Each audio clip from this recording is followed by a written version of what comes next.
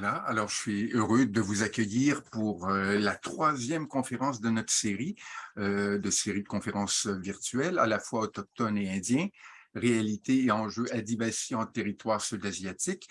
Nous avons deux conférenciers avec nous, Marwan Natala et Marianne Sarah Saunier. Je vais introduire les conférences dans un instant. Au préalable, j'aimerais dire que cette série est possible, est rendue possible grâce au support du ministère des Relations internationales et de la francophonie, de l'Université Laval, l'Université de Montréal, l'Université de Sherbrooke, de l'UQAM, de l'IEIM, l'Institut d'études internationales de Montréal, le CIRIAS, le Centre d'études et de recherche sur l'Inde, l'Asie du Sud et sa diaspora, et l'ERCA. Marwan, viens à mon aide, s'il te plaît. Et l'équipe de recherche à les cosmopolitiques autochtones. Merci beaucoup. Alors, la première conférence va être offerte par Marwan et elle s'intitule « La question de l'autochtonie en Inde, le Nord-Est et ses communautés ». Et c'est une conférence d'à peu près 20 minutes, 30 minutes. Par la suite, on va enchaîner directement avec celle de Marianne. Et après les deux conférences, là, on va avoir une période d'interaction avec les deux conférencières, conférenciers. Alors, Marwan, la parole est à toi. Merci Mathieu. Attends, je vais partager mon écran.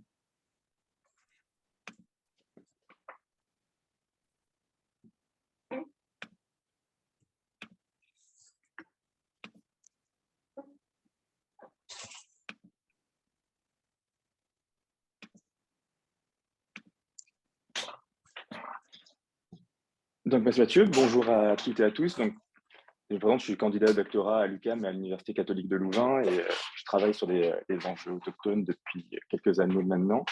Donc, cette présentation, vu que moi, je suis au début de mon doctorat avec la pandémie, j'ai pas pu vraiment faire de terrain encore, mais prochainement, hâte de retourner en Inde. Elle sera plus didactique que je vais pas vraiment pas revenir principalement, comme je l'avais dit avant, je suis en train de revenir sur les enjeux spécifiquement sur le Nord-Est. J'ai juste essayé de présenter les enjeux de l'autochtonie en partant de l'international vers l'Inde. Au début, je voulais faire un truc chronologique, mais j'ai décidé de faire plutôt thématique. Donc, je vais revenir sur des points que je pense que des gens dans la salle connaissent déjà, mais un peu pour mettre à jour et ce cycle de conférences, de parler de différents points de droit international, droit interne et histoire des catégories dans le sous-continent asiatique, principalement avant et après l'indépendance. Donc, selon la Banque mondiale, les peuples autochtones représentaient en 2020 environ 476 millions d'individus à travers le monde. Et ceux-ci ont été vraiment pendant longtemps des invisibles des institutions internationales. On nomme régulièrement l'intervention de Lévi Général d'Escaé, chef des Cayugas à la Société des Nations en 1923, comme le premier rapprochement entre la société dite internationale et les populations autochtones. Mais son appel en 1923 était en vain parce il faudra attendre vraiment plusieurs décennies, surtout l'après la Deuxième Guerre mondiale, pour que les questions relatives aux populations autochtones réémergent dans les institutions internationales. À partir des années 50 et plus spécifiquement à partir des années 60, il y a de plus en plus d'organisations qui vont mettre en place des conventions liées aux populations à l'époque dites aborigènes et tribales, puis autochtones.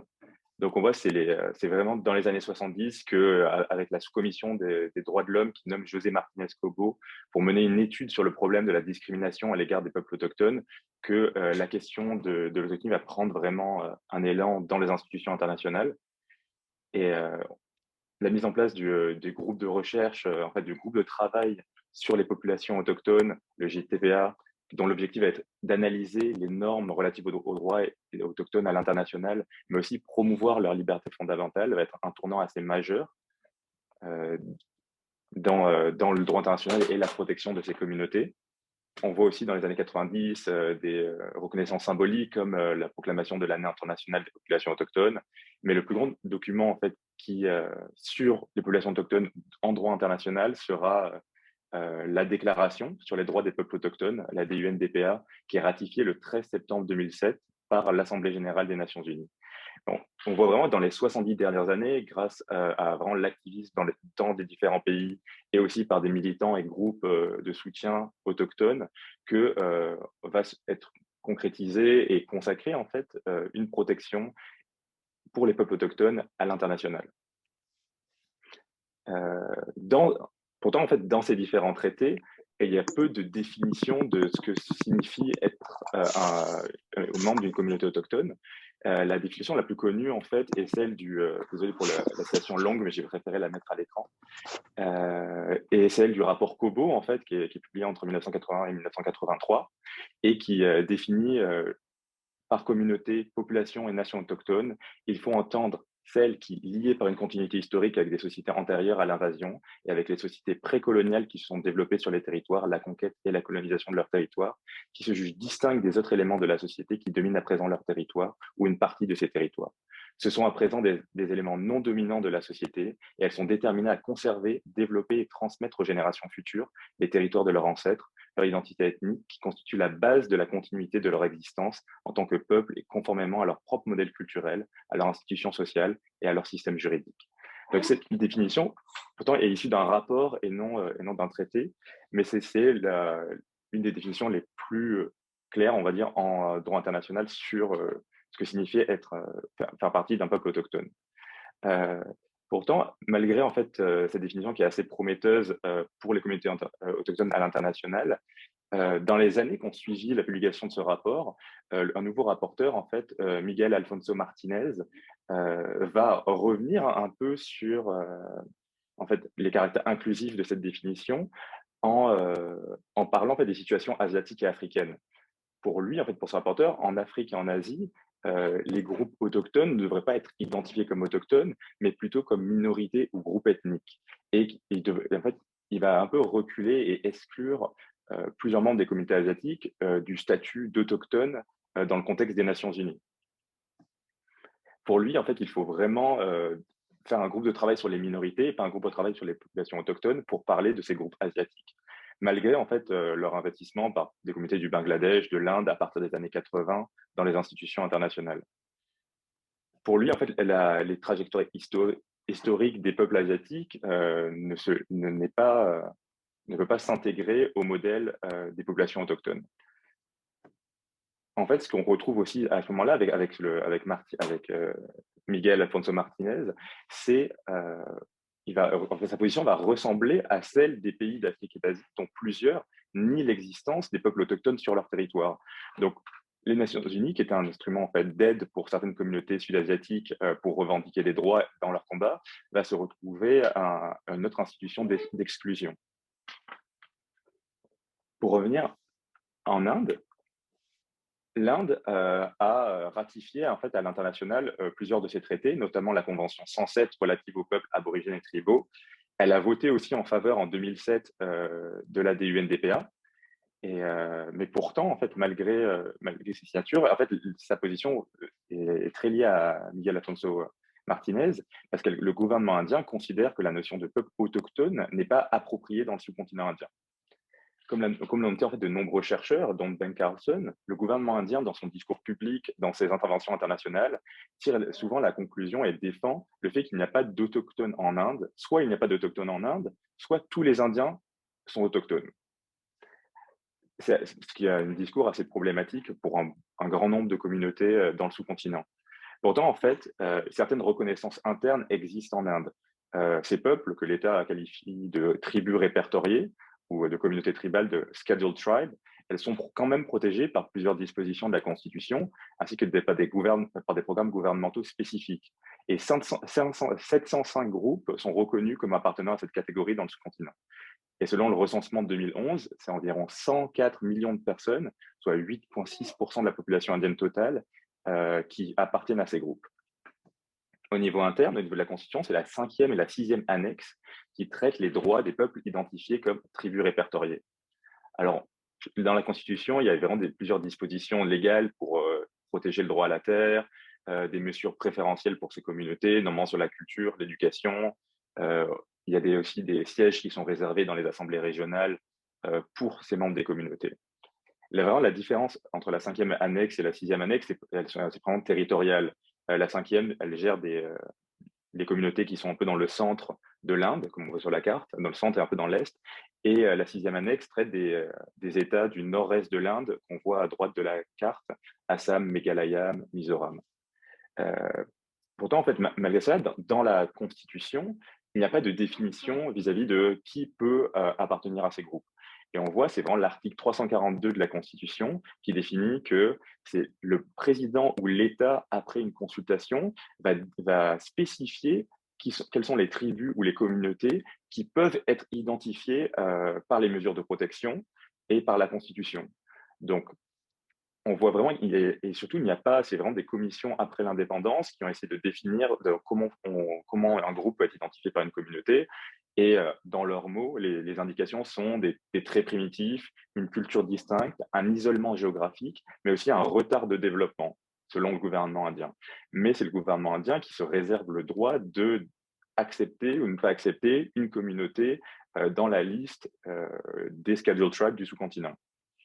Ce qui est en fait assez problématique pour beaucoup de communautés qui elles, militent au niveau national comme à l'international pour avoir des droits liés à cette identification tribale ou une identification autochtone. En fait, la catégorie de tribus en Inde a une histoire particulière et sur laquelle je pense qu'il est important de revenir. Donc, les groupes tribaux ou autochtones en Inde ont été identifiés de différentes façons. En fait, avant la colonisation britannique ou à tout début, ces peuples étaient identifiés de manière en fait, nominative ou comme race ou peuple.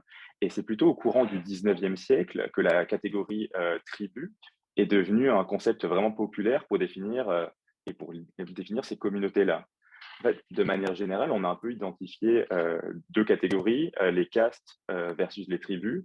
Le premier étant des institutions civilisées et le second des groupes référant à des groupes primitifs. Et donc, en fait, par l'entreprise du gouvernement, les fonctionnaires coloniaux ont vraiment investi pour comprendre ces différentes communautés et les définir. À partir d'un moment, là, en fait, les Britanniques en Inde croyaient que leur tâche ne consistait pas simplement à conquérir, à exproprier les terres, mais aussi à civiliser et comprendre les communautés. En fait, ce qu'on voit, c'est avec le développement tardif de la Compagnie des Indes britanniques, et principalement après son transformation en Raj britannique sous contrôle directement de la couronne, que l'entreprise de production de connaissances va être complètement liée à l'appareil militaire de conquête économique, mais aussi à l'exercice du pouvoir. En fait, c'est vraiment l'occupation progressive des territoires du Nord-Est au début du 19e siècle qui va être accompagnée et renforcée par des institutions coloniales chargées de collecter des connaissances, de cartographier des territoires et de mettre des enquêtes ethnographiques des populations qu'ils maintenant géraient et administraient. Comme le soulignent plusieurs chercheurs, dont notamment Satish Kumar, ce processus, je cite, d'objectivation par la puissance coloniale doit être compris comme un processus spécifiquement moderne d'énumération, de calibrage, de réinvention d'idées auparavant floues de l'espace, de la culture, à des fins d'administration rationnelle. Et en fait, les communautés tribales des régions du Nord-Est comme des régions du Centre vont être intégrées dans ces projets de classification et de documentation méthodique. En fait, avant l'annexation, avant cette période-là, le début-milieu du 19e siècle, l'intérêt de l'administration britannique pour les questions tribales était relativement faible, et surtout pensé en termes de gestion et de maintien de l'ordre. Mais l'intérêt s'est progressivement accru, et le caractère distinctif des tribus, principalement dans le Nord-Est, a carrément capté l'imagination des Britanniques, en partie à cause de leur forme de religiosité animiste, mais aussi leur organisation sociale, politique, et leur isolement. En plus, au cours de cette période, le développement de la théorie évolutionniste, largement influencé par la pensée darwinienne, va beaucoup affecter l'ethnographie coloniale. Et les officiers du Indian Civil Services, des historiens, des médecins, des linguistes, sont vraiment devenus les fantassins de l'administration coloniale et ont entrepris des travaux de type encyclopédique pour mener cette entreprise basée sur le savoir. Au début, l'ethnographie coloniale vraiment se focalisait sur les pratiques un peu spectaculaires, comme ce qu'ils appelaient les coutumes sauvages, comme le headhunting, la chasse à la tête, les sacrifices humains. Et en fait, tout ça va vraiment affecter l'imaginaire et la définition des tribus. On note en fait toute une génération de célèbres fonctionnaires britanniques comme John Thorpe Watson, John William Keynes ou William Hunter et Herbert Rowe Priestley, qui vont produire un travail vraiment considérable en 1860 et 1910, qui va affecter toute la classification des peuples du sous-continent. En fait, dans ce contexte, la construction coloniale des tribus en tant qu'entité distincte va être concomitante avec la cristallisation et la perception de l'hindouisme et du système de caste. En fait, il y a beaucoup de travail, je vais pas vraiment parler de ça, mais qui demande Susan Bailey, Ashish Nandi, qui ont montré comment les ethnographes et les administrateurs britanniques vont réifier différents systèmes et différentes notions, dont le système de caste. En plus, à cette époque, à la fin de l'époque victorienne, il y a une idée qui se propage chez les officiers et les universitaires qui sont dans le sous-continent, que des mesures spécifiques doivent être appliquées dans des régions du Nord-Est et envers les communautés tribales. Pour les botaniques, ces tribus doivent être considérées comme les premiers habitants et protégés de l'hindouisme, en fait, et qui dénoteraient une purité raciale et historique. La tri- Dans ce contexte, le terme tribu est devenu une partie intégrante du vocabulaire de pouvoir qui permettait aux gouvernants de distinguer non seulement les Européens des communautés du sous-continent, mais aussi qui permettait de différencier les différents sujets asiatiques entre eux. Donc, donc, on note en fait au début des recensements, à partir de 1872, entre hindous, musulmans, communautés semi-hindouisées, tribus aborigènes. Mais malgré en fait l'utilisation des catégories de tribus qui se fait à partir de la fin du 19e siècle, de manière officielle, il y a peu de définitions. Elle est vraiment définie plus tard. C'est en 1901 qu'on trouve la première définition dans un recensement du terme tribu. Donc, je vais vous la lire. Une tribu, telle qu'elle existe en Inde, est un ensemble de familles ou de groupes de familles portant un nom commun qui, en règle générale, ne reflète pas une occupation spécifique. Elle revendique généralement une descendance commune à partir d'un ancêtre mythique ou historique et parfois à partir d'un animal.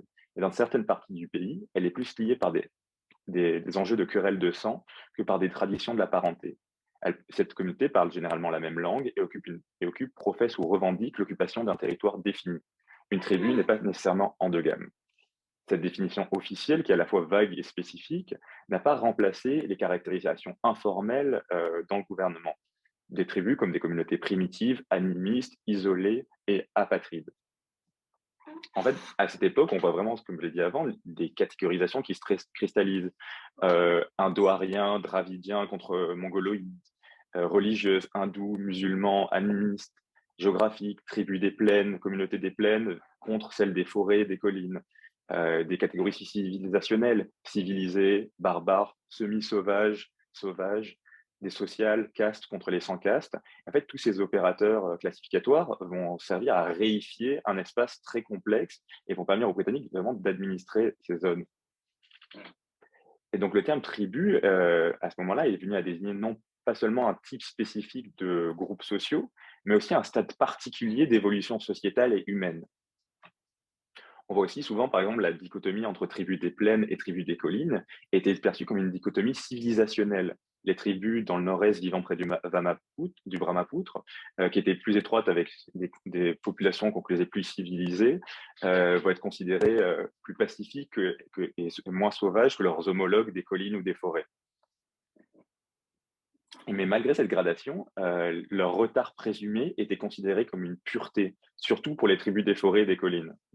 Et dans ce contexte, l'influence de l'hindouisme n'était pas essentiellement perçue comme un progrès moral, mais bien comme quelque chose qui pouvait entacher cette pureté des communautés. Ainsi, en fait, dans le processus de conquête, les Britanniques ont une position assez paternaliste, surtout vis-à-vis de beaucoup des communautés isolées. Comme le note William Shudra, je cite, les populations primitives étaient paradoxalement des sujets à la fois de l'amélioration et de la protection de la part des sociétés colonisées et du gouvernement britannique. Ce qu'on observe, c'est que toute cette réflexion, en fait, de l'administration britannique et toute cette catégorisation va énormément affecter en fait le gouvernement indien indépendant. Parce qu'après l'indépendance, en 1947, les Indiens vont récupérer un grand nombre d'institutions, qu'elles soient gouvernementales, administratives ou même académiques, héritées des Britanniques. Donc, le terme tribu, avec toutes ses connotations de primitivisme, d'arriération ou de sauvagerie, va être utilisé et consacré par les administrateurs et dirigeants politiques indiens. On peut monter en fait que cette consécration va figer un terme colonial en un marqueur juridique, mais aussi un marqueur d'identité pour les communautés. En fait, après l'indépendance, mais le terme tribu va rester vraiment dans les différents traités ou ou la Constitution ou l'appareil administratif des Indiens maintenant indépendants. Les groupes auparavant identifiés comme tribaux vont utiliser plusieurs termes. Donc le mot Adivasi, qui est une combinaison du mot Adi et Vasi, qui signifie littéralement des habitants originels des temps les plus anciens, va aussi devenir un des marqueurs par les communautés du centre, principalement de l'Inde, dans leurs revendications, euh, en fait, identitaires, mais aussi pour une certaine protection, même si c'est un terme qui est hérité, qui avait été utilisé avant l'indépendance, ça va être lié à un processus de revendication. Néanmoins, en fait, le terme Adivasi est aussi contextuel et situé. Les communautés du Nord-Est, principalement de l'Assam, du Meghalaya, du Nagaland, pour certaines vont continuer et revendiquent le terme tribal. En fait, les différents groupes indiens et les groupes autochtones vont récupérer un vocabulaire et s'identifier avec ce vocabulaire, ils vont l'investir de nouvelles significations dans leur mobilisation contre l'État indien. Maintenant, j'aimerais bien revenir un peu sur des enjeux théoriques, même si on voit en fait ces différents vocabulaires qui soient revendiqués par la communauté, que ce soit tribu, adivasi ou autochtone, il y a eu vraiment, surtout pour les académiciens indiens après l'indépendance, euh, un sentiment de rejet par rapport à l'identification de ces communautés tribales comme des peuples autochtones. Principalement, les trois premiers chercheurs, Govind Sadif Gourier, B.K. Roy Burman et André Béteille, qui sont trois chercheurs indiens, vont en fait rejeter l'idée que les communautés qui avaient été identifiées comme tribales par les Britanniques et qui maintenant, après l'indépendance, disposent de protection administrative et comme en fait communautés autochtones. Pour en fait vous Gourier, c'est hasardeux de considérer que ces communautés sont autochtones à l'Inde. Pour eux, en fait, ces populations et les populations tribales ont été mélangées depuis l'Antiquité avec d'autres populations non tribales, donc identifiées, ils ne peuvent pas être considérés comme autochtones. On voit beaucoup, en fait, surtout Gourier va vraiment affecter la pensée du gouvernement indien. Pour ces anthropologues, en fait, l'une des principales raisons pour l'exclusion des communautés tribales du statut d'autochtone, c'est la question de l'établissement sur le territoire et de l'ancestralité. En fait, pour eux, l'histoire de l'Inde doit être très différente de celle des Amériques ou du Nouveau Monde, qui est marquée par la conquête.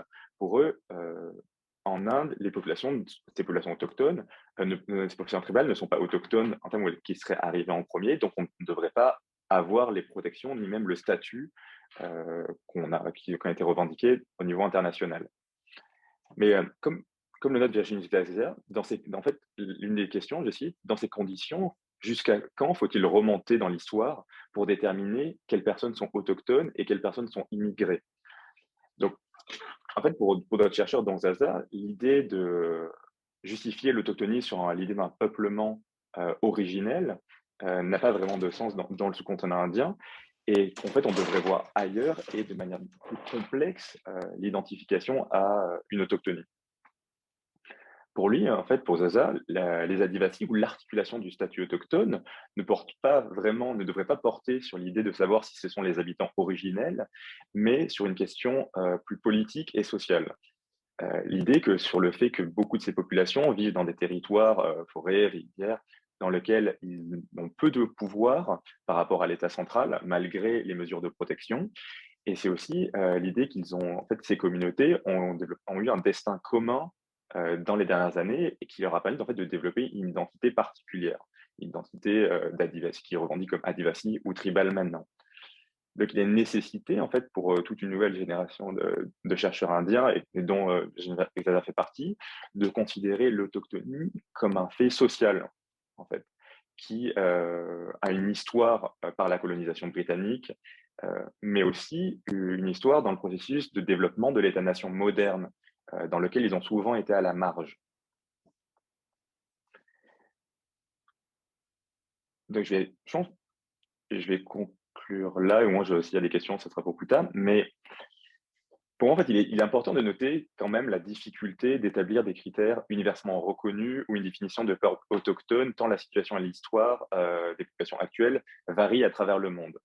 Et c'est vrai que, comme je l'ai répété, comme vous avez la noté, l'histoire d'occupation et de migration dans le sous-continent indien et en Asie en général est très compliquée. En fait, on le voit dans de certaines communautés tribales dans le sud qui sont arrivées avant les Aryens, c'est-à-dire avant 1500 avant Jésus-Christ, ou d'autres communautés dans le nord-est qui se sont établies dans les régions dans lesquelles ils vivent maintenant, entre le 14 et le 16e siècle.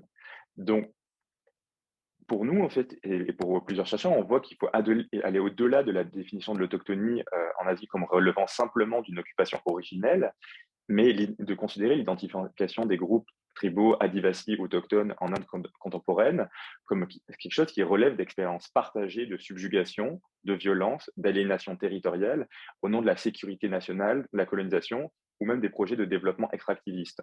Et ce qu'on voit dans le Chhattisgarh, dans Jharkhand ou dans le Nord-Est, que les conditions et expériences de vie dans des territoires qui subissent beaucoup l'extractivisme sont tristement partagées avec des communautés autochtones, autant au Brésil qu'au Canada.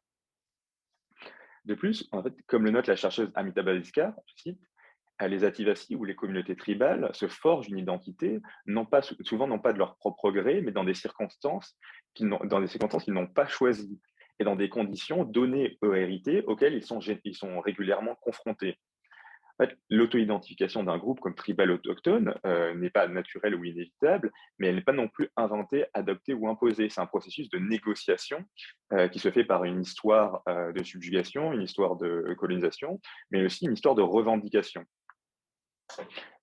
Moi, ce qu'on voit, c'est que les communautés vont devoir, en fait, vont continuer de lutter maintenant, et malgré le rejet officiel du gouvernement, tant au niveau interne qu'au niveau international, beaucoup de groupes indiens continuent à s'identifier comme autochtones et à s'aligner sur le mouvement autochtone mondial pour revendiquer des droits, protéger leurs terres ou protéger leur culture. Dans le contexte, pour venir là-dessus, dans le contexte actuel, néanmoins avec le gouvernement Modi, il y a beaucoup d'attaques qui sont faites sur les communautés, donc il devient très difficile pour ces communautés d'avoir recours à des institutions internationales, mais aussi de l'aide sur leur propre territoire. Donc la situation n'est pas très joyeuse dans le sous-continent en ce moment. Merci beaucoup. Merci infiniment, Marwan. C'était super intéressant, une perspective théorique, mais qui soulève bien des questions. Alors, on va passer à la deuxième présentation de Marianne Sarah Soni. Excusez-moi, j'ai oublié tout à l'heure de présenter Marwan. Il s'est présenté lui-même.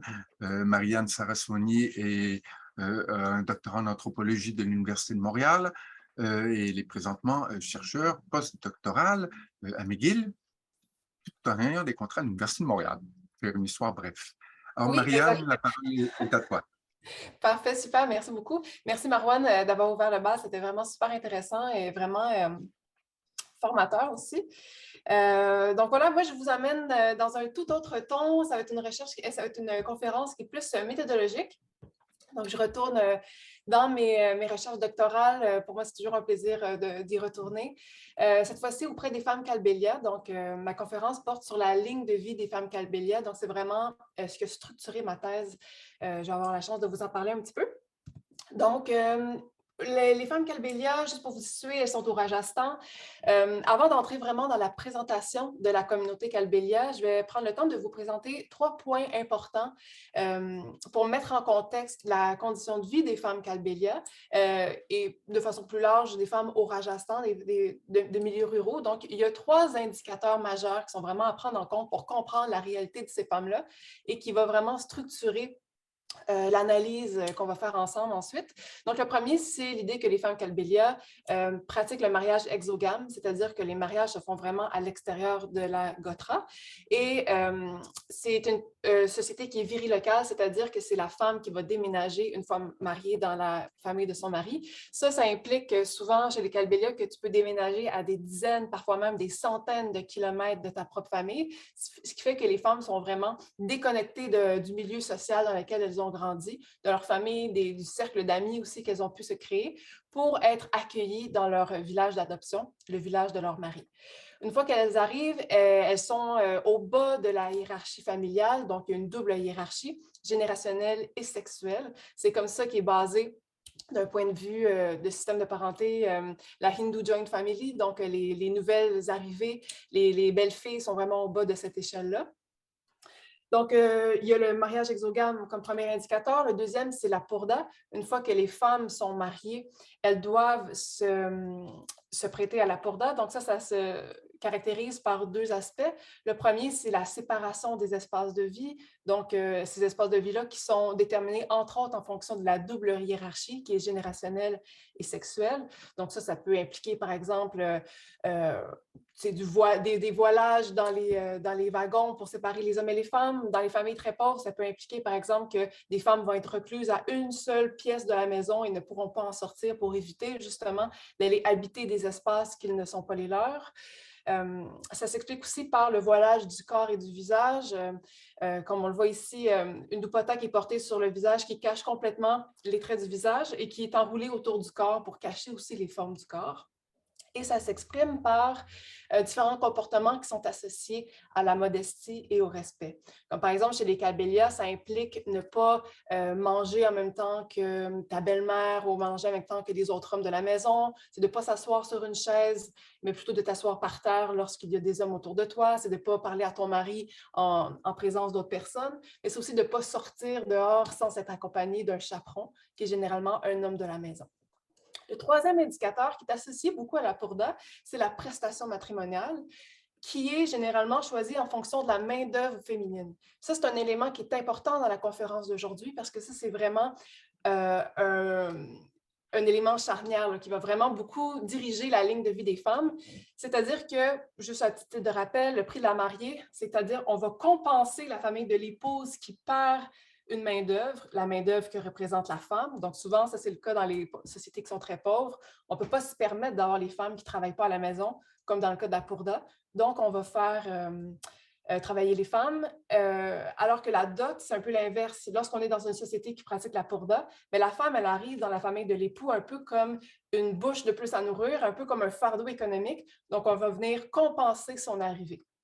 Donc, ça, c'est vraiment... Les deux sont négatifs dans l'idée que ça va venir monétariser la présence des femmes et leurs valeurs. Mais je dirais que, socialement parlant, en Inde, il y a plus de crimes qui sont associés à la dot, surtout dans des cas de dot impayée ou insuffisante. Donc, le penchant, je dirais, négatif avec le prix de la mariée, c'est qu'on va venir un peu acheter une femme pour qu'elle soit main-d'œuvre chez nous. Donc, ce qui peut arriver, c'est le cas des fois chez les Kalbelia, c'est que lorsqu'on va acheter une femme à grand prix, on va s'attendre à ce qu'elle travaille à la hauteur de ce prix-là. Ce qui fait que dans les deux cas, c'est très négatif pour les femmes. Donc, ça, c'est les trois éléments à garder en tête tout le long de l'analyse qu'on va faire ensemble. Maintenant, pour ce qui est des Kalbelia, donc c'est auprès d'eux que j'ai fait mes recherches. Donc, les Kalbelia sont aussi appelés Joginath Sapera au Rajasthan. Kalbelia, c'est le terme qu'on donne pour le nom Sapera. Donc, des Sapera, il y en a plein en Inde, mais les Sapera au Rajasthan, on les appelle Kalbelia. Kal veut dire danger, puis Belia veut dire qui rôde. Donc, le danger qui rôde, c'est sur les cobras. C'est une communauté nomade, semi-nomade, tout simplement parce que le métier de charmeur de cobra, c'est relié à la mendicité. Donc, généralement, comment ça fonctionne, c'est qu'on va cogner à la porte des gens avec un cobra. Quand la personne va ouvrir la porte, il va y avoir un cobra devant elle, prêt à attaquer. À ce moment-là, les gens vont donner de l'argent pour que le charmeur de cobra s'en aille. Donc, ça arrive souvent comme ça. Sinon, encore pire, durant le temps de la mousson, il y a plein de cobras dans les terres. Il y a des Kalbelia qui vont aller jeter des cobras dans les terres. Ensuite, il va aller dire au fermier qu'il est infesté de cobras, donc il va falloir qu'il paye pour qu'il les enlève. Donc, ça aussi, c'est une autre méthode. Donc, on voit ça, mais on voit aussi tout simplement dans les régions qui sont très touristiques, des gens qui vont charmer les cobras dans la rue, puis les touristes vont donner de l'argent. Ça aussi, c'est une troisième façon de vivre en charmant les cobras. Donc, c'est une petite communauté, hein? Il y a juste 75 000 habitants à travers le Rajasthan. Il n'y en a pas à l'extérieur de l'Inde. Il va y avoir des Sapera, comme j'ai dit, mais pas des Kalbelia. Donc, la vie des Kalbelia va changer drastiquement en 1972 avec l'adoption du Wildlife Protection Act. Donc, en fait, Les calbélias sont vraiment associés, le nom est dedans, même sap veut dire serpent, ça vient de serpent. Donc, c'est vraiment une communauté de chasseurs de cobras, mais l'Inde va adopter le Wildlife Protection Act qui sert à protéger les animaux sauvages de maltraitance. Et les cobras en font partie parce que lorsqu'on veut attraper un cobra et l'appâter, puis il peut le garder à la maison en captivité, bien, ça implique qu'il faut lui briser les crocs, vider les glandes de venin, ce qui fait que c'est considéré comme étant de la maltraitance. Si vous ne faites pas ça, ben, peut-être que vous sauvez un cobra, mais vous risquez de mourir. Donc, c'est la raison pour laquelle, à partir de ce moment-là, charmer les cobras a été rendu illégal en Inde, ce qui fait que toute la base économique, mais aussi identitaire des calbélias est un peu tombée dans l'illégalité, si je peux dire. Lorsqu'on croise un charmeur de cobra dans la rue, on en voit encore en Inde. Aujourd'hui, c'est illégal, il peut recevoir de très grosses amendes, il peut aller en prison. Donc, ça se fait encore, mais avec un certain risque, je dirais. Donc, pour contourner cette nouvelle juridiction-là, les calbélias, ce qu'ils ont fait, c'est qu'ils ont remplacé les cobras par des femmes qui dansent, qu'on appelle aujourd'hui les danseuses cobras, que voici. Donc, maintenant, c'est vraiment elles qui sont à la base de l'économie de la communauté. On le voit un peu par le costume. Donc, le cobra, il est noir, la robe, elle est noire aussi. Pour représenter les écailles du cobra, on voit toutes sortes de perlages, de bijoux sur la robe. La dupatta, qui est habituellement portée sur le visage, elle est cette fois-ci portée sur la tête. Et puis, on peut tirer le voile pour en faire un peu les pentes du cobra qui se gonflent quand il est prêt à attaquer. Et la gestuelle, c'est une gestuelle qui est vraiment basée sur la flexibilité pour représenter un peu les mouvements du cobra. Comme on voit sur les photos, c'est une danse qui se fait dès l'enfance. Hein, on voit des tout petites filles. Et ce que de particulier avec cette danse-là, c'est que ça se fait auprès de musiciens qui ne sont pas calbélias, donc ils se sont alliés avec des musiciens qui sont musulmans. Et ce qui est particulier, c'est que tous les règles de la Purda ne s'appliquent pas aux musulmans, ce qui fait que les femmes, avec les musiciens, peuvent vraiment développer des relations complètement différentes, des relations d'amitié ou plus. Donc ça, c'est très commun et c'est très particulier aussi de cette relation-là entre les femmes calbélias ainsi que les musiciens.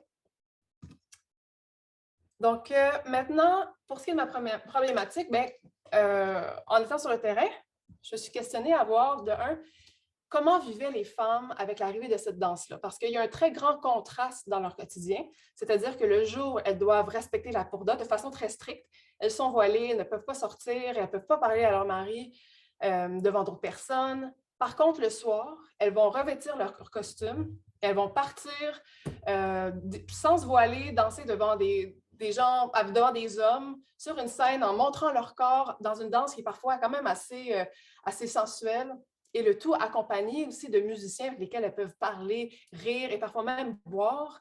Et puis le soir, quand elles reviennent vers 1h du matin, bien, elles doivent se refondre dans la Purda. Donc, elles vivent avec ce contraste-là tous les jours. Et moi, je me suis intéressée à essayer de comprendre un peu comment est-ce que c'était vécu.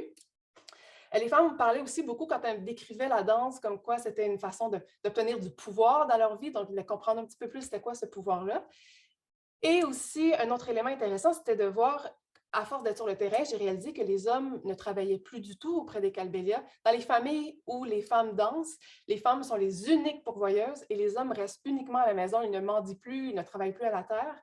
Donc, j'essaie de voir un peu la transformation des rôles de genre à travers tout ça.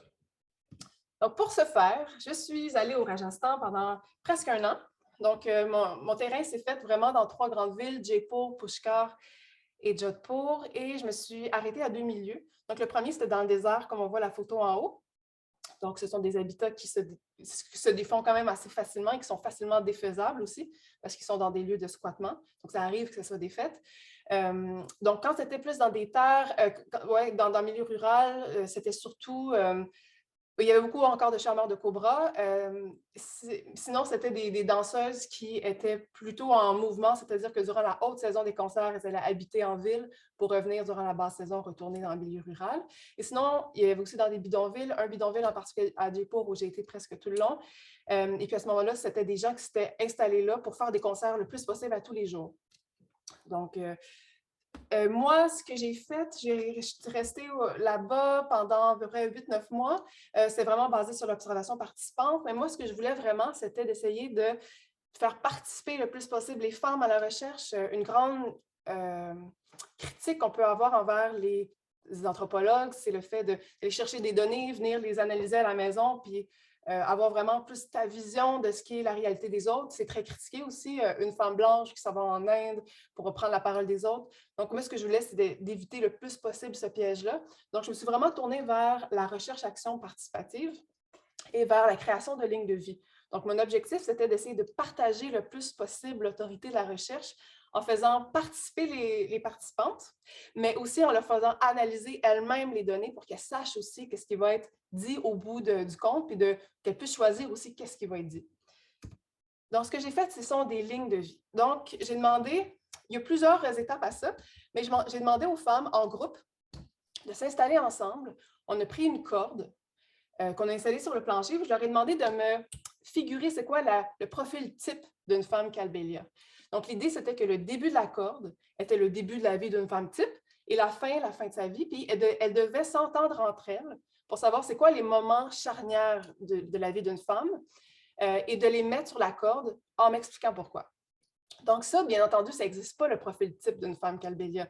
Mais l'idée, c'était qu'elles réfléchissent ensemble aux normes de genre de leur communauté, à ce à quoi on s'attend d'une femme, qu'elles parlent de leur expérience ensemble, puis qu'elles mettent des objets pour savoir c'est quoi les normes de genre, c'est quoi qu'elles ont vécu, elles. Ce qui est intéressant là-dedans, c'est que, comme vous le voyez, ça a donné toutes sortes de lignes complètement différentes, dépendant des femmes avec lesquelles je les ai faites. Ce sont des lignes qui se comparent. Donc, on peut voir qu'est-ce qu'il y a de pareil d'une région à l'autre, qu'est-ce qui est différent. Les lignes, elles sont chronologiques, ce qui veut dire qu'on peut faire des liens avec des moments charnières aussi dans la vie de ces femmes-là, des moments historiques, comme par exemple le Wildlife Protection Act. Donc voilà, ça permet d'avoir une bonne idée. Ce qui est intéressant, c'est qu'au début, moi, j'avais fait cette idée-là pour des lignes individuelles. Par contre, comme vous pouvez le voir, c'est des exercices qui prennent beaucoup de place. Donc, une grosse place sur le sol. Et comme vous pouvez le voir, bien, les maisons sont très petites, ce qui fait que quand j'ai voulu qu'une femme s'ouvre et me raconte sa vie, bien là, tout le monde, tous les badauds sont venus autour pour essayer de voir, donc ça ne marchait pas. C'est pour ça que j'ai décidé de faire un profil type. Donc, comme ça, les gens disaient ce qu'ils voulaient devant les autres. Mais je l'ai aussi fait de façon individuelle. Mais là, à ce moment-là, quand c'était le temps de cuisiner, comme par exemple quand on faisait des chapatis, là, je sortais mon carnet, puis là, je faisais sa ligne individuelle, mais il n'y avait personne autour, ça fait qu'on pouvait se le permettre. Même chose quand on allait prendre une petite marche. Mais là, quand on avait juste du temps, elle et moi, le soir, avant de dormir, je faisais sa ligne de vie. Ce qui est particulièrement intéressant avec ça, c'est que raconter son histoire, c'est difficile. On n'est pas habitué de raconter notre propre vie. Souvent, quand je demandais aux femmes, OK, raconte-moi ton histoire, je veux un récit de vie. Bien, les femmes ne savaient pas vraiment quoi dire, ne savaient pas quoi donner d'importance parce que ce n'est pas évident de se raconter. Ce qui fait que souvent, les récits de vie duraient 3 minutes. Mais quand on fait un exercice comme ça, par exemple, ça oblige à voir c'est quoi les moments importants. Ça fait réfléchir à d'autres sous-moments importants. Au bout du compte, on rend compte que ça génère des souvenirs, ça génère la parole, ça met de la suite dans les idées. Donc, une fois que cet exercice-là est fait, après, le récit de vie est beaucoup plus riche et aussi les réponses à des questions semi-dirigées sont aussi beaucoup plus enrichissantes et détaillées, justement parce que ça a un peu fait générer la parole, ça fait réveiller des souvenirs.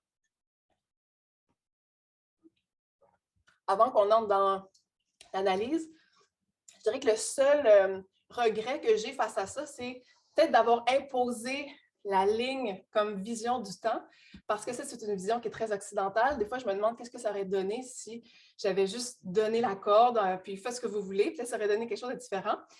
Il reste quand même que tout le monde est allé vers la ligne naturellement, mais on voit quand même qu'il y a un certain mouvement dans les formes de cordes, donc ça reste quand même... ça a été imposé, mais j'ai l'impression qu'il y a quand même eu une certaine liberté. Alors, le vif du sujet, pour comprendre un peu la réalité des femmes, je me suis dit qu'on allait ensemble analyser une ligne de vie. J'ai pris celle-ci parce qu'elle est simple, il n'y a pas trop d'objets dessus. Et puis, elle est très chronologique, là. Donc, comme je vous dis, ça représente le profil type d'une femme Calbélia. Ça a été fait à Jaipur avec 6 femmes, donc de 2 maisons différentes. On s'est réunis sur le toit d'une maison et on a mis un drap, puis on a installé une corde, puis on a trouvé des objets qu'on avait. Ça se lit donc de gauche à droite.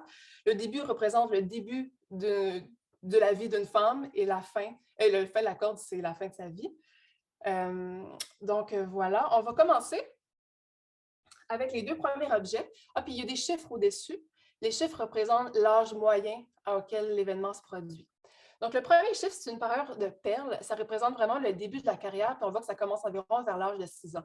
Donc, on peut le voir, par exemple, sur la photo, la petite, elle est minuscule, hein, là-dessus, je pense qu'elle a environ 3-4 ans.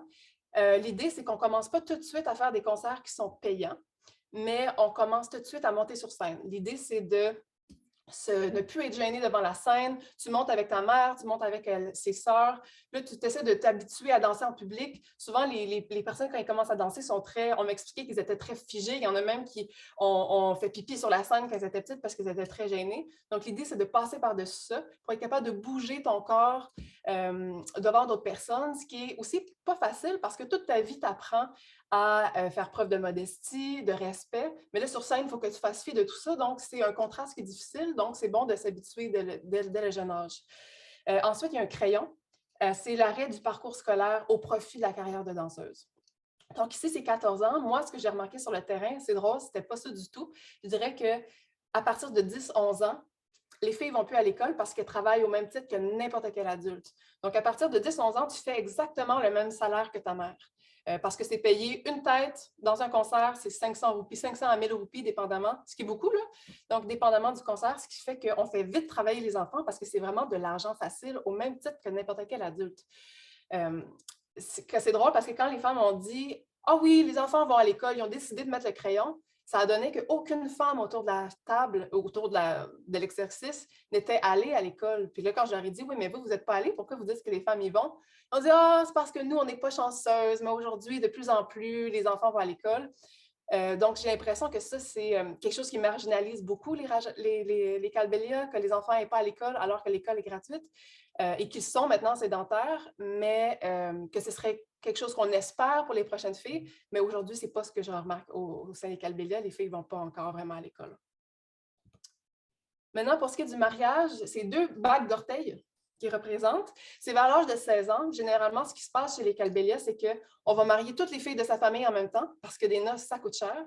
Donc, toutes les filles vont se marier en même temps. Ça implique que des fois, il y a des filles de 9 ans qui sont mariées avec sa sœur de 16 ans. Par contre, on ne va pas déménager tout de suite. On va déménager plus tard lorsqu'on sera prêt à ce que la fille parte. Dans le cas d'une famille où la fille travaille, donc où la fille danse, le choix du mari est important. Parce que, comme je vous disais, chez les Calbélias, souvent, les maris ne travaillent pas, ce qui fait que faut que tu prennes une grosse décision. Si tu maries ta fille à un mari qui ne travaille pas, il faut que tu t'assures qu'elle va continuer à travailler, sinon ils vont juste être mendiants, ils n'auront pas une scène pour le reste de leur vie. Mais aussi, tu te dis, est-ce que j'ai envie que ma fille soit avec un fardeau comme ça, qu'elle soit obligée de travailler toute sa vie? Donc, à ce moment-là, tu peux essayer de dealer un peu le mariage en disant, bon, écoute, le futur mari ne travaille pas, votre fils ne travaille pas, ma fille, elle, oui. Bien, pour assurer qu'elle soit bien, j'aimerais ça, par exemple, que durant la saison des concerts, elle revienne à la maison pendant plusieurs mois dans sa famille d'origine pour danser, pour ensuite, pour donner de l'argent à sa belle famille. Puis quand les concerts sont finis, elle pourrait retourner auprès de son mari. Donc, il y a des tractations qui vont se faire comme ça durant le choix du mariage, du mari.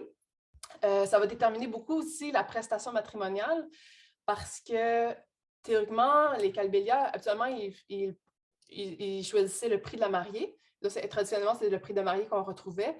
Avec le phénomène de sanskritisation en Inde, c'est plutôt la dot qui est de plus en plus populaire. Mais là, la dot, dans ce cas-ci, les femmes sont loin d'être un fardeau économique, c'est plutôt l'inverse, ce qui fait qu'il y a de plus en plus un retour au prix de la mariée. Mais le côté négatif derrière ça, c'est que s'il y a un prix de la mariée, puis que la famille du mari ne travaille pas, bien, ils vont faire travailler la femme énormément, elle va devenir quasiment une esclave. Donc, il y a ces deux côtés-là qu'il faut vraiment choisir. Mais bon, donc, généralement, on va donner un prix de la mariée à la famille de l'épouse. Entre 16 ans, moi, ce qu'on me dit qu'on a fait la ligne du temps, puis ça, c'est revenu vraiment beaucoup, entre le mariage et le déménagement, c'est le meilleur moment pour les femmes. Parce que là, maintenant, elles vivent chez leur famille à elles, donc elles peuvent porter ce qu'elles veulent, elles peuvent faire ce qu'elles n'ont pas besoin de faire la pourda. Elles sont mariées, donc elles n'appartiennent plus vraiment à leur famille à elles doivent rendre des comptes à la famille de leur mari, mais il n'est pas là. Ce qui fait qu'elles sont vraiment libres. Ses parents lui laissent faire pas mal ce qu'elle veut. Il y en a plein là-dedans qui ont des chums, qui découchent chez leurs chums, ce n'est pas un problème. Tant qu'elles ramènent de l'argent, qu'elles font leurs petites choses, il n'y en a pas de problème. Donc, elles ont vraiment une vie de femmes adultes libres qui peuvent tomber en amour, et ça jusqu'à ce qu'elles déménagent.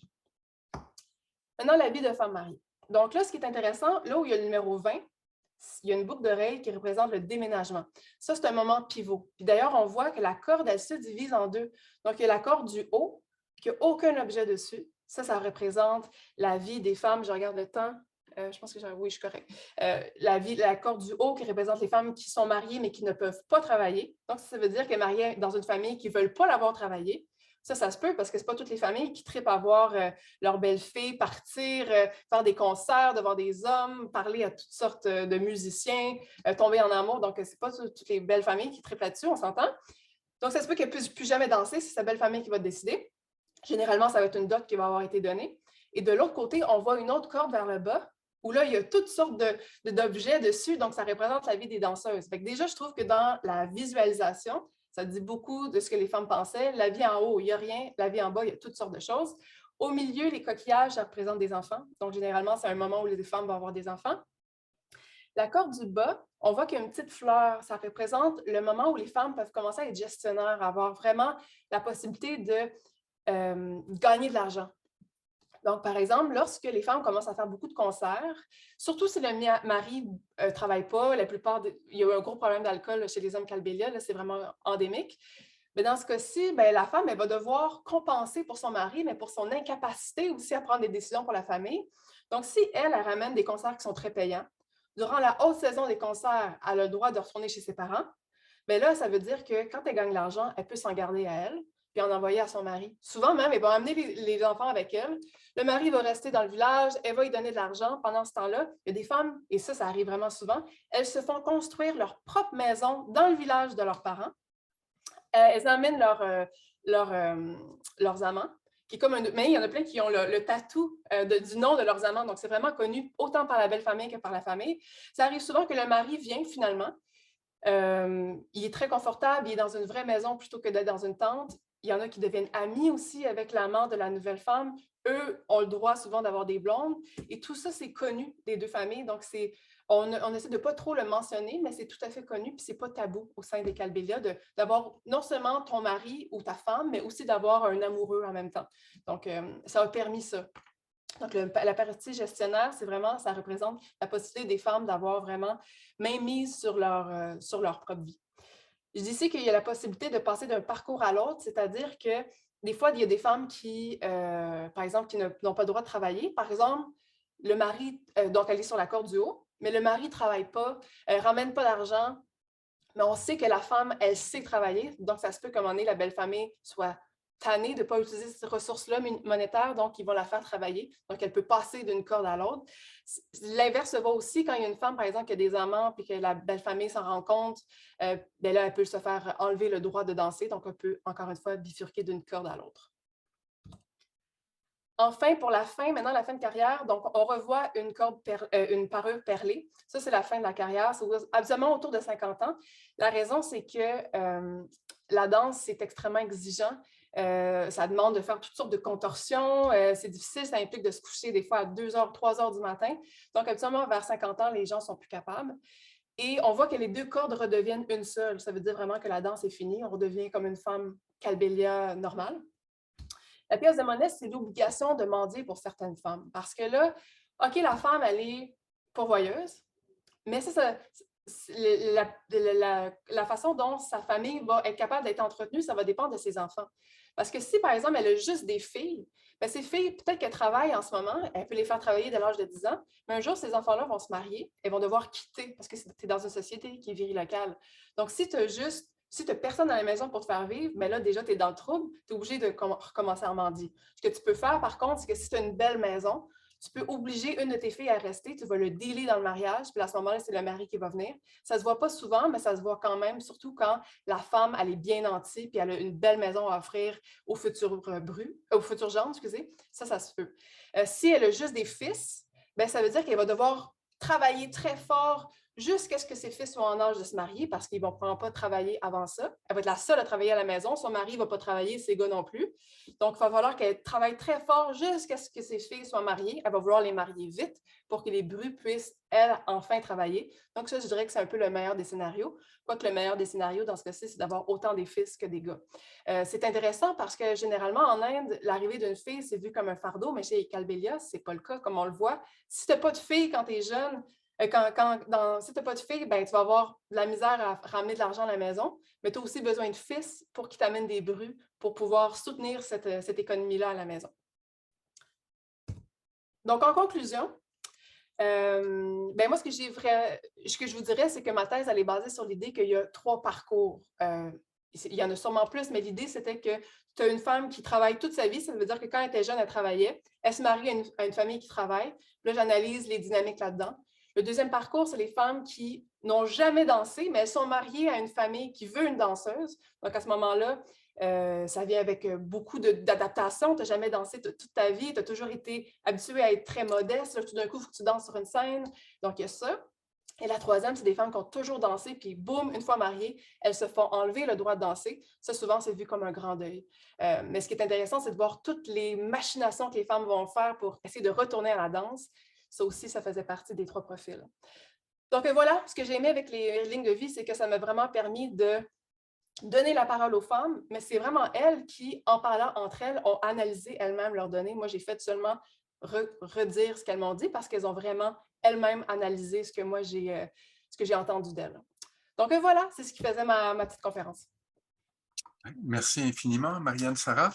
Alors, on a 2 conférences très stimulantes, mais bien différentes les unes des autres. La parole est à vous pour les questions.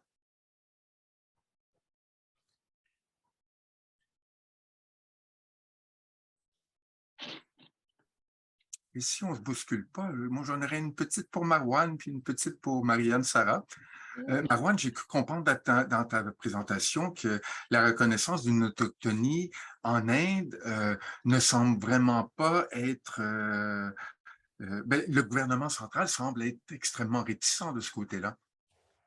Il y aurait des raisons que tu pourrais anticiper pour cette réticence?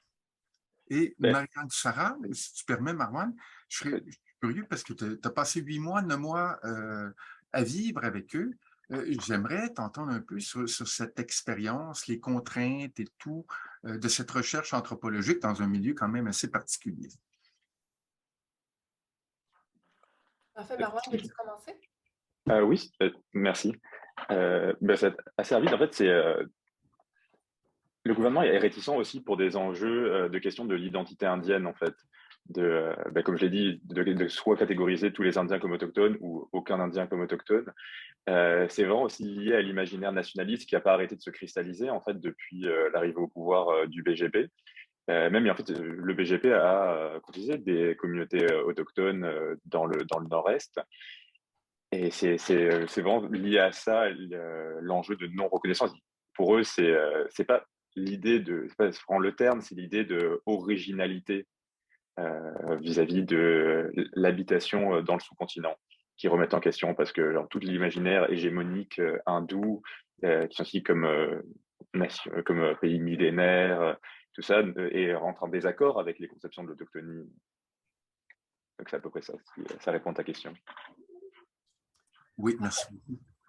Pour ma part, Mathieu, si je comprends bien ta question, c'est un peu les difficultés que j'ai rencontrées sur le terrain à faire. Oui, c'est ça.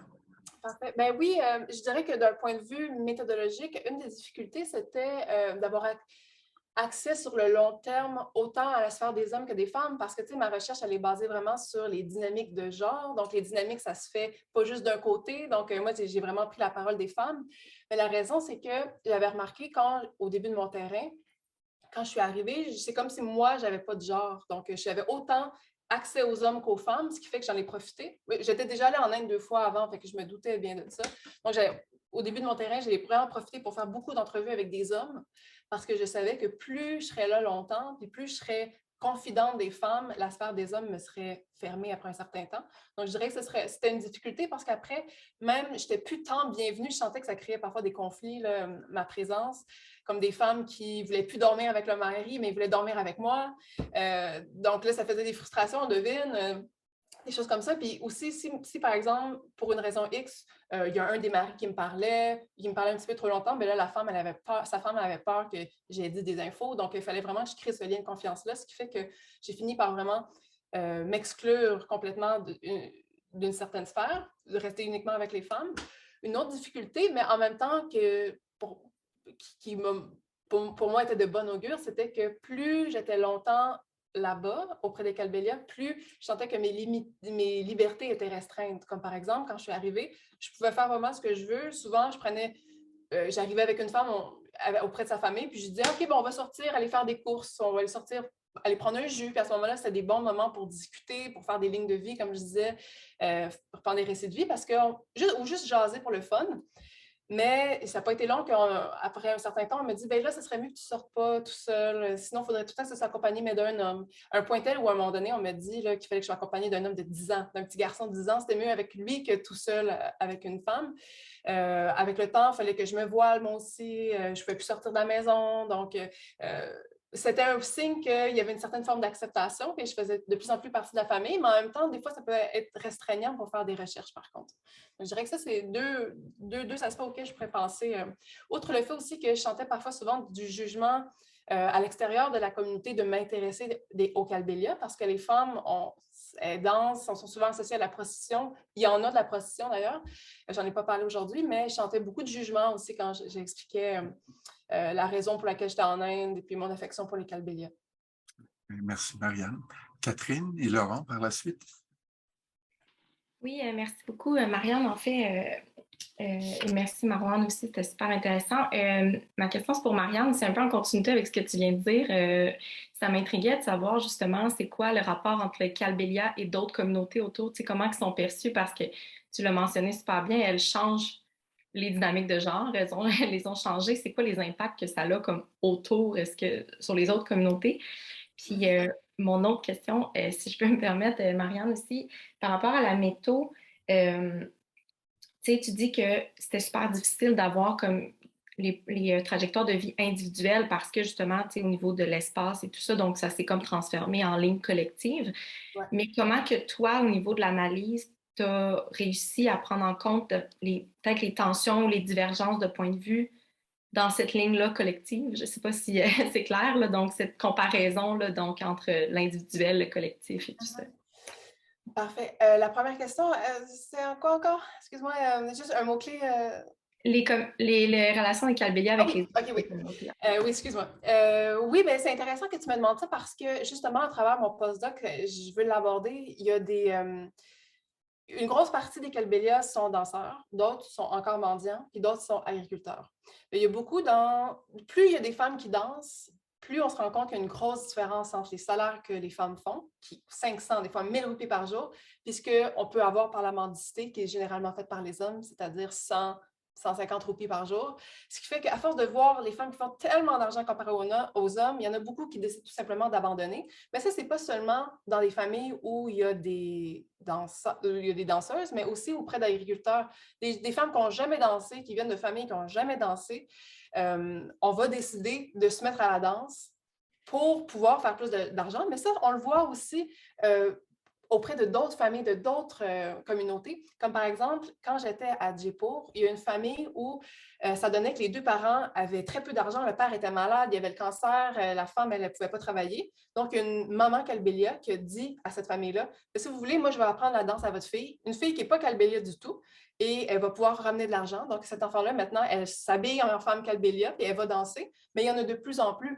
Puis ce que je remarque, c'est que, par exemple, ne serait-ce qu'avec les bouleversements climatiques, bien, parfois, lorsque c'est plus difficile à la terre, bien, il y a des familles Calbélia qui décident de se tourner vers la danse. Mais on le voit aussi auprès de d'autres familles proches qui ne sont pas Calbélia. Donc, il y a un effet qui est créé justement parce que ça rapporte beaucoup d'argent. La deuxième question, qui était, oui, c'est ça, le lien entre les lignes collectives et individuelles. Bien, l'idée, c'est que toutes les femmes qui ont participé aux lignes collectives ont aussi toutes été rencontrées individuellement. Il y a toutes eu des entrevues avec ces femmes-là, plusieurs entrevues, plusieurs d'entre elles aussi étaient des amies que je voyais tous les jours, que j'ai vues aussi avec d'autres groupes. Donc, pour moi, c'était possible aussi de voir les dualités que peuvent avoir, les incongruités aussi dans les discours à ce niveau-là. Merci. Laurent? Oui. Ben, merci à tous les deux pour la présentation. Merci Marouane, parce que là, en tout cas, c'est vraiment très éclairant quand on compare avec le contexte ici au Québec. Je n'ai pas fini d'essayer de comprendre, mais on en reparlera. Je pense qu'on aura l'occasion de se voir pour ça. Et puis, ma première question, ben, elle irait pour toi. Tu as utilisé, je pense qu'on a déjà parlé un peu, la définition Kobo pour parler un peu de cette délimitation de la catégorie autochtone, sachant que c'est un peu cette définition qui est reprise dans la déclaration de l'ONU sur les droits des peuples autochtones. La déclaration de l'ONU ne donne pas véritablement de définition, mais parle aussi d'antériorité d'occupation du territoire, par exemple. Je ne sais pas comment elle se pose exactement, cette question de la relation au territoire là, dans ce cas-là. Tu en as parlé un peu. Tu as parlé de querelle de sang. Je me demandais à quoi ça faisait référence. Mais ma question principale, bon, on pourra discuter des autres si tu as le temps, là, mais ma question principale, c'est je me demandais s'il y avait, comme on le constate ailleurs dans le monde, sur les questions autochtones, et notamment avec les peuples autochtones, il y a une mobilisation internationale. C'est-à-dire qu'il y a véritablement une représentation, un investissement des scènes internationales pour faire valoir un certain nombre de droits, un certain nombre de points de vue. On le voit avec tous les peuples autochtones à travers le monde. Je me demandais si c'était le cas aussi en Inde. Est-ce qu'il y avait un activisme autochtone? Est-ce qu'il y avait une représentation, en tout cas des tentatives de représentation à l'international, d'investir cette scène internationale-là, notamment, pourquoi pas, auprès de l'ONU. Puis ma deuxième question, c'était pour Marianne Sarah. Je me demandais, j'avais plusieurs questions, mais est-ce que ce sont des femmes, est-ce qu'il existe finalement une tradition de recherche avec ces femmes-là? Est-ce qu'elles ont l'habitude de voir des chercheurs, des chercheuses? Est-ce que c'est nouveau pour elles, tout ce que tu as proposé, des questions, la méthodologie, ou est-ce que finalement elles ont quand même l'habitude j'allais dire, de dealer avec les chercheurs? Parce qu'on sait que il y a souvent beaucoup de recherches, pas partout là. Donc je me demandais comment ça s'inscrivait comme ça dans une tradition de recherche, ou si c'était nouveau. Et tu as beaucoup parlé des avantages de la méthode de la ligne de vie. Je me demandais si tu voyais des inconvénients. Et puis, il y en a un qui me vient en tête, mais je ne sais pas si c'est le cas. Est-ce que, par exemple, parce que tu as très bien mentionné que tu voulais en fait, que les femmes faisaient leurs propres analyses, puis que c'était vraiment leur point de vue qui ressortait des interprétations des analyses. Mais est-ce que tu n'as jamais été, comment je pourrais dire, frustré quelque part de ne pas pouvoir dire quelque chose qu'elles n'ont pas voulu dire? Ou est-ce que tu as senti que tu étais un peu limité dans ce que tu aurais voulu faire valoir de leur réalité? Donc, voilà, je m'arrête là. Alors, Marwan, tu t'aventures à répondre à ces multiples Oui, questions? il y a trop de questions. Je vois Laurent assez souvent, je lui répondrai une autre fois. Mais, blague, mais c'est vrai que la question de la territorialité, elle a pris vraiment aussi de la valeur dans les mouvements autochtones. Mais vu que les relations, en fait, les communautés sont très différentes, il faut vraiment parler de manière spécifique en fonction de communauté. Par exemple, que ce soit au Jharkhand ou autre, les questions contre l'extractivisme au Chitiga sont très importantes, dans le nord-est aussi. Mais c'est vraiment un peu du cas par cas, même s'il y a eu des volontés par des groupes autochtones de créer des associations, on va dire, pan-indiennes pour parler de ces enjeux. La question du territoire aussi dans le nord-est est spécifique parce que après l'indépendance, et surtout en années 60, années 70, il y a eu beaucoup de mouvements d'autodétermination, mais pour que des communautés autochtones fassent nation, en fait, des mouvements séparatistes dans le Mizoram, dans le Nagaland, qui ont combattu en fait l'État indien pour leur propre nation. Donc on a des mouvements d'autodétermination de groupes qui s'identifient comme autochtones, qui ont mené des luttes armées contre le gouvernement. Et en parlant de questions de territorialité, donc la territorialité, qu'elle soit dans des régions centrales qui vont être plus liées sur protection de la culture et du rapport au territoire, et dans le nord, ça va être protection du territoire pour faire nation. Donc c'est assez, il y a des lignes à tracer, mais c'est vraiment difficile de parler de manière générale. Après, pour l'engagement dans les institutions internationales, En fait, à partir de 1984, il y a des délégués du Bangladesh, qui est l'ancien territoire du British Raj, qui commencent à aller aux Nations Unies. Entre 85 et 90, il y a les premiers délégués autochtones qui y vont, mais c'est là où ils se confrontent aux difficultés dont j'ai parlé, en fait, du fait que les peuples asiatiques et africains étaient un peu mis à l'écart des conceptions de l'autochtonie aux Nations Unies. Et même si en fait il y a une association qui est le Conseil indien des peuples autochtones et tribaux, qui est créée dans ces années-là, qui essaie de mobiliser le fait qu'il n'y ait pas le soutien du gouvernement et que le gouvernement, même en 2007, après avoir signé la UNDPA, ils rejettent la notion de l'autochtonie. C'est quand même difficile. Et même si c'est de prendre une place, en fait, les communautés asiatiques ont du mal à faire valoir leur communauté. Comme je dis, dans les pays, surtout, ils ne sont pas reconnus. Par exemple, Taïwan et les Philippines reconnaissent un statut de l'autochtonie et les délégués de ces pays ont plus de facilité à avoir recours aux institutions internationales. Je ne sais pas si ça répond à ta question. Oui, c'est parfait. Merci, Marwan. En fait, à mon tour de répondre, là, je les ai écrits, les questions, comme ça, je ne les oublierai pas cette fois-ci. Donc, la première, c'est s'il existait une tradition de recherche. Moi, ce qui m'a vraiment surprise, c'est qu'il y a 3 recherches qui ont été faites auprès des Kalbélias, mais pas auprès des femmes danseuses. Entre autres, parce que c'est juste depuis quand même les années 2000 que la danse est devenue vraiment populaire. Même moi, quand j'étais allée pour ma maîtrise, j'ai fait ma maîtrise aussi auprès des femmes Kalbélias.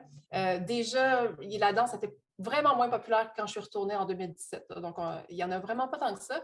Les recherches qui existent en ce moment, c'est vraiment surtout sur le fait que la danse a été reconnue au patrimoine immatériel de l'UNESCO, mais qu'elle est dite comme danse ancestrale qui existe depuis toujours, alors que c'est faux. C'est tout nouveau, là. C'est vraiment une réaction au Wildlife Protection Act. Donc, c'est vraiment sur le mauvais travail de recherche qui a été fait de l'UNESCO, puis sur un peu le statut de gypsy, beaucoup qui est associé au Kalbélia, puis d'identité gitane associée au Kalbélia qui ne le sont pas nécessairement. En tout cas, ça, c'est une autre histoire qui pourrait être une autre conférence à un moment donné, si jamais. Mais donc, je dirais que pour ce qui est des recherches comme telles académiques, non, il n'y en a vraiment pas d'autres sur les femmes Kalbélia, à ma grande surprise, honnêtement. Par contre, moi, ce que j'avais remarqué, c'est qu'il y a vraiment une dynamique néocoloniale qui s'est installée avec beaucoup de femmes qui ne sont pas indiennes qui vont voir les femmes Kalbélia, parce que la danse Kalbélia s'est vraiment exportée beaucoup en Europe et en Asie de l'Est. Ce qui fait qu'il y a beaucoup de femmes qui viennent les voir pour apprendre la danse, qui prennent le costume, puis qui retournent donner des cours, et puis qui monétarisent beaucoup le lien qu'elles ont avec les femmes Kalbélia pour apprendre la danse d'un point de vue professionnel. Et c'est quelque chose qui est vraiment décrié aussi beaucoup auprès des femmes Kalbélia, parce qu'elles sentent vraiment qu'il y a un phénomène d'appropriation culturelle face à la danse, face aux femmes non indiennes qui viennent les voir. Donc, à ce niveau-là, il y a beaucoup d'expérience. Pour moi, en tant que chercheuse, c'était vraiment important que ma présence ne soit pas monétarisée auprès d'elles, ce qui fait que moi, j'ai refusé d'apprendre la danse. Donc, moi, je suis musicienne à la base, donc je les ai accompagnés parfois à l'harmonium. J'ai gardé des bébés durant les concerts, donc j'étais là durant tous les concerts, mais parfois comme musicienne, mais jamais comme danseuse, justement pour éviter ce lien-là d'échange de services entre la danse et puis ma présence. Donc, ça, c'est réponse à la question 1. Question 2, c'était si du côté plus négatif de la ligne de vie, et puis si des fois, il y avait certaines frustrations. Mais, je commencerai par dire que oui, mon objectif, c'était de partager l'autorité de la recherche le plus possible. Mais au bout du compte, c'est sûr que ce n'était pas complètement partagé. Au bout du compte, c'est toujours le chercheur qui a l'autorité. Donc, c'est moi, au bout du compte, qui ai écrit et rédigé ma thèse, puis que je choisis réellement qu'est-ce qui allait être dedans. Mais mon but, c'était de donner le plus possible la parole. Ça s'est fait par les lignes de vie. Chaque chapitre aussi commence par un récit de vie qui donne le ton. Donc, l'idée, c'était vraiment de donner le plus la parole, mais c'est impossible que c'était complètement partagé. Je dirais que là où j'ai eu certaines frustrations, c'était que la façon dont j'ai appréhendé le terrain, c'était vraiment dans l'idée que la danse, c'était vraiment... Je voulais que ça soit vraiment une façon vraiment de donner de l'empouvoirment aux femmes, qu'elles soient vraiment dans un processus d'empowerment incroyable. C'était comme ça que je voulais que ça soit, en fait, au fond de moi, comme féministe. Mais la réalité est toujours beaucoup plus nuancée. Donc, je dirais qu'il y avait parfois certaines frustrations de voir que c'est pas ce que moi, c'était pas la réalité. La réalité est toujours beaucoup plus nuancée. Donc, je dirais qu'il y avait ça, d'une part. D'un autre côté, pour ce qui est du côté négatif des lignes de vie, je dirais que c'est vraiment pas pour tout le monde. C'est pas toutes les femmes qui vont triper à faire des lignes de vie, qui vont prendre le temps, qui vont trouver ça utile. Ou...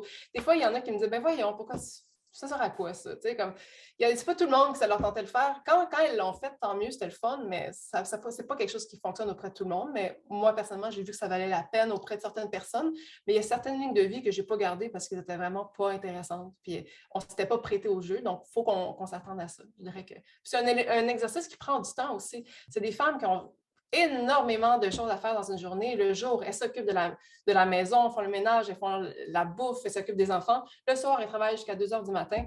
Donc, prendre le temps, 1 heure, 2 heures pour faire une ligne de vie, ben, ce n'est pas toujours possible. Ça. Merci, Émeraude. Merci. Oui, ma question est pour Marianne Sarah.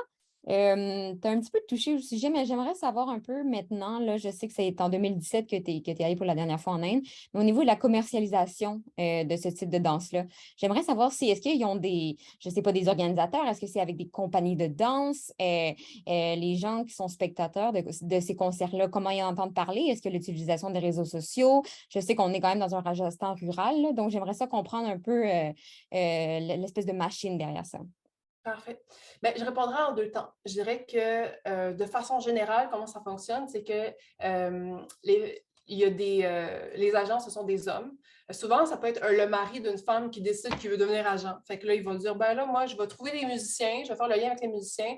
Il y a plein de femmes chez moi qui dansent, mes sœurs, ma mère, ma femme, et je vais les mettre en relation, puis je vais m'arranger pour que ces femmes-là puissent danser auprès des musiciens. Souvent aussi, c'est des musiciens qui vont chercher des danseuses parce que les musiciens, ce sont des musiciens musulmans chez qui les femmes, c'est impossible qu'elles dansent sur scène.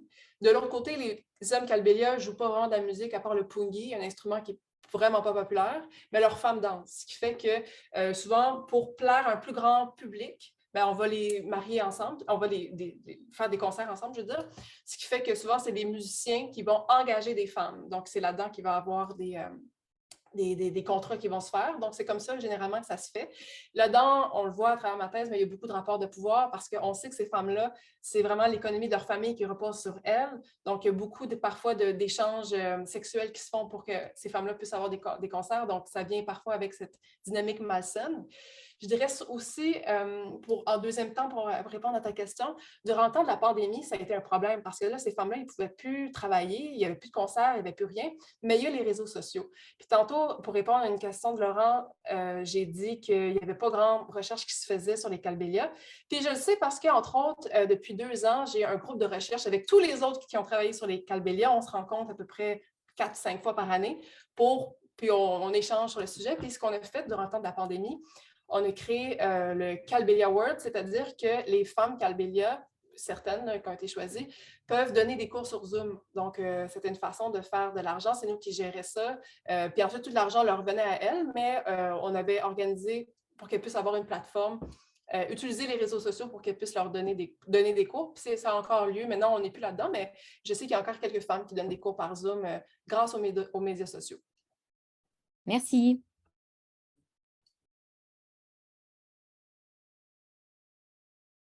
Autre question? Oui, Savannah? Ma question, c'est pour Marianne Sarah aussi. Je voulais juste savoir, petite question rapide, quand les femmes tombent enceintes, si c'est eux qui rapportent l'argent, j'imagine, qu'ils ne peuvent pas danser nécessairement, il y a peut-être un danger. Est-ce qu'ils sont en arrêt de travail ou il y a quelqu'un d'autre qui rapporte l'argent? C'est une bonne question. Moi, j'en ai croisé une couple de femmes qui étaient enceintes durant mon terrain, puis souvent, elles dansaient jusqu'à ce que, je dirais au 7e, 8e mois, jusqu'à ce qu'elles soient vraiment trop fatiguées puis qu'elles ne puissent plus vraiment bouger. Ça dépend vraiment d'une femme à l'autre, mais souvent, là, c'était jusqu'au bout de sa grossesse. Puis ensuite, elles recommençaient quand même assez rapidement. Là. Généralement, c'était au bout de 3 semaines, 1 mois. Puis souvent, elles amenaient avec elles leur petit bébé naissant. Là, et ça faisait qu'il y avait beaucoup plus de touristes. Et autant c'était très éprouvant pour ces femmes-là qui étaient très fatiguées, mais des fois aussi, ça permettait de recevoir encore plus de pourboires des touristes parce qu'elles voyaient qu'il y avait un petit bébé, puis c'était plus difficile pour elles. Donc, ça permettait ça d'un autre côté, c'était su, ça, un peu. Mais les femmes avaient très peu de répit là, face à leur grossesse et leur accouchement. Catherine? Oui, ma question est pour Marouane. Tu as mentionné dans ta présentation, puis je trouve ça vraiment intéressant, tu as dit que l'identité l'identité adivasi ou tribale, là, donc, est beaucoup forgée dans les contextes qui leur sont imposés. Puis ça, je trouvais ça vraiment fort comme, tu sais, c'est comme citation, je sais pas, comme propos, parce que je le vois dans mes recherches, par exemple, dans le nord du Chhattisgarh, où est-ce on me parlait même pas d'identité comme d'identité des communautés, parce que, par exemple, dans le nord du Chhattisgarh, il y a plusieurs communautés, mais on me parlait de leur identité en lien avec le contexte dans lequel elles vivent, qui est marqué par l'extraction minière. Donc, je trouvais ça, en tout cas, je ne sais pas si tu voulais comme tu pourrais élaborer ou juste dire ce que tu voulais dire par là ou donner des exemples peut-être plus dans le nord-est, je ne sais pas. Je trouve ça vraiment intéressant.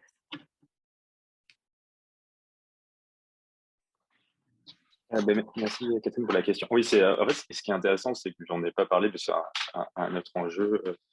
C'est surtout moi dans les gens sur lesquels je m'intéresse en ce moment, c'est qu'en fait il y avait beaucoup de missionnaires qui sont venus aussi avec les administrations coloniales, qui ont travaillé avec les communautés pour les identifier. Donc en fait, c'était un double processus où il y avait des missionnaires qui travaillaient souvent avec les communautés et qui développaient de missionnaires médicaux et aussi d'éducation. Donc les communautés ont été amenées à s'identifier elles-mêmes, souvent de manière plus concrète, au même moment où elles étaient identifiées par les administrateurs coloniaux.